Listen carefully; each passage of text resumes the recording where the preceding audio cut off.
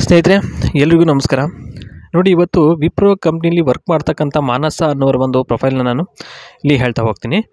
ನೋಡಿ, ಇವರು ಬಂದು ಸಾಫ್ಟ್ವೇರ್ ಇಂಜಿನಿಯರ್, ಓಕೆನಾ, ವಿಪ್ರೋ ಕಂಪ್ನಿಲಿ ಕೆಲಸವನ್ನು ಮಾಡ್ತಾ ಇದ್ದಾರೆ. ವಾಸ ಬಂದ್ಬಿಟ್ಟು ಬೆಂಗಳೂರಲ್ಲಿ ಮನೆ ಮಾಡಿಕೊಂಡು ಇರೋದು ಒಬ್ಳೇನೆ. ಗಂಡ ಬಂದ್ಬಿಟ್ಟು ದಿನೇಶ್ ಅಂತ ಹೇಳ್ಬಿಟ್ಟು ಬ್ಯಾಂಕ್ ಮ್ಯಾನೇಜರ್ ಆಗಿದ್ದಾರೆ. ಅವರು ದಾವಣಗೆರೆಯಲ್ಲಿ ಇದ್ದಾರೆ ಅವರು, ಆದರೆ ಬೆಂಗಳೂರಲ್ಲಿಲ್ಲ. ಬೆಂಗಳೂರಿಗೆ ಬರೋದು 3 ತಿಂಗಳಿಗೆ ಒಂದು ಸಲ ಮಾತ್ರ ಸ್ನೇಹಿತರೆ. ಓಕೆ, ಯಾಕೆ ಅಂತಂದರೆ ಬ್ಯಾಂಕ್ ಮ್ಯಾನೇಜರ್ ಆಗಿರೋದ್ರಿಂದ ಸ್ವಲ್ಪ ಕೆಲಸ ಇರುತ್ತೆ, ಅವ್ರಿಗೆ ಆದಂಥ ಒಂದು ಜವಾಬ್ದಾರಿ ಇರುತ್ತೆ. ಅದಕ್ಕೋಸ್ಕರ ಬರೋದಕ್ಕಾಗಲ್ಲ. ಆಗಾಗ ಏನಪ್ಪ ಸಮಸ್ಯೆ ಇವ್ರಿಗೆ ಅಂತಂದರೆ ಹೌಸ್ ವರ್ಕ್ ಮಾಡೋದಕ್ಕೆ ಆಗ್ತಾ ಇಲ್ಲ. ಅದಕ್ಕೆ ಕೆಲಸಕ್ಕೆ ಇಟ್ಕೊಂಡು ಜೊತೆಗೆ ಸಾಮಾನಿಗೆ ಸಮಾಧಾನ ಆಗೋವರೆಗೂ ನೋಡಿಕೊಂಡು ಮುಂದೆ ಸಾಗೋಣ ಜೀವನ ಅಂತಕ್ಕಂಥದ್ದು ಇವರ ಒಂದು ಅನಿಸಿಕೆ ಹಾಗೂ ಆಸೆ ಮತ್ತು ನಿರ್ಧಾರ ಆಗಿರುತ್ತೆ.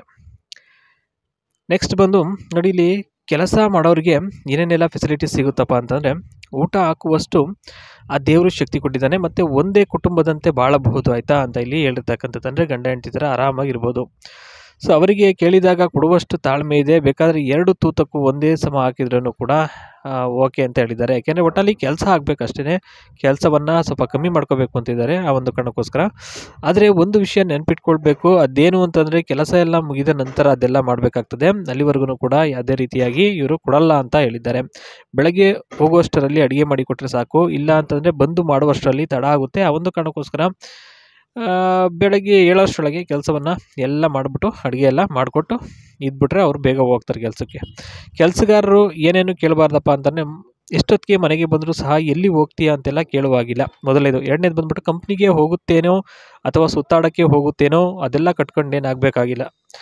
ಎಲ್ಲಿಗಾರ ಹೋಗ್ತಾರೆ, ಎಲ್ಲಿಗಾರ ಬರ್ತಾರೆ, ಸುಮ್ಮನೆ ಇರಬೇಕು, ಅವೆಲ್ಲ ಕೇಳೋಕೆ ಹೋಗ್ಬಾರ್ದು ಅಂತಕ್ಕಂಥದ್ದು. ಇನ್ನು ಮೂರನೇದು ಬಂದ್ಬಿಟ್ಟು ಸುಮ್ಮನೆ ಕೆಲಸ ಮಾಡಿಕೊಂಡು ಮನೆಯಲ್ಲಿ ಇರುವುದಾದರೆ ಓಕೆ, ಇಲ್ಲಾಂದರೆ ಬೇಡವೇ ಬೇಡ. ಸುಮ್ಮನೆ ತಕರಾರು ಮಾಡಿಕೊಂಡು ಏನೇನೋ ಅನ್ನೋದು ಅವೆಲ್ಲ ಮಾಡಬಾರ್ದು ಅಂತಕ್ಕಂಥದ್ದು.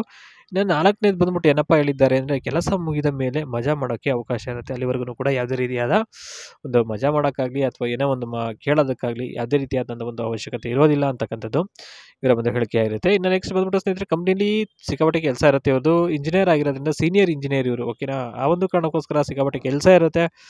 ಸೊ ಮ್ಯಾನೇಜ್ಮೆಂಟ್ ಮಾಡಬೇಕಾಗ್ತದೆ. ಅದೆಲ್ಲ ಗೊತ್ತಿರತಕ್ಕಂಥ ಒಂದು ವಿಚಾರ ಆಗಿರುತ್ತೆ.